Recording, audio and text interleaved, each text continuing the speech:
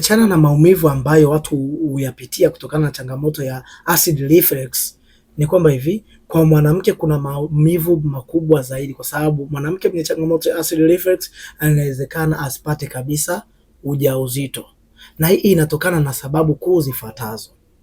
Sababu ya kwanza ni irritation, yani tumbo kuungua. Sawa, na hii ikitokea huwa inapelekea kuzalisha sumu ambayo inajulikana kama cortisol, na hii hupelekea kuathiri homoni ya kike ambayo inajulikana kama estrogen hormone. Kwa hiyo hapo unaona ni jinsi gani vinashabiana. Ni indigestion, hii inapelekea mfumo wa mmeng'enyo wa chakula, yani tunasema digestion system, kushindwa kufanya kazi vizuri, na hii itaathiri. Kumbuka tunasema 85% ya magonjwa mengi yanayopata wanadamu yanatokana na mfumo mbovu wa mmeng'enyo wa chakula. Sasa unaona ni jinsi gani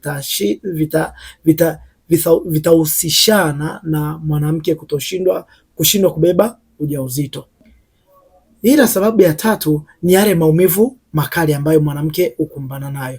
Kumbuka, achana na kuhisi kama kuna kitu kimekaba koni, achana kupata maumivu kwenye mbavu pamoja na tumbo au kwenye chembe ya moyo. Huyu mwanamke anaweza kukumbana na stress kali. Ila kumbuka, mwanamke akiwa na stress, homoni zake zinavurugika vile vile. Ila tofauti na hapo, watu wengi wenye changamoto ya acid reflux huwa wanakumbana na hali ya kuota ndoto kali. Ndio maana wengi huwa wanahisi wamechanganyikiwa au wamerogwa. Ila hapa nilikuwa naizungumzia acid reflux kwa upande wa mwanamke, ni jinsi gani inaathiri yeye asiweze kubeba ujauzito. Kama ni wewe unanisikiliza, kumbuka suluhisho lipo, nitafute leo.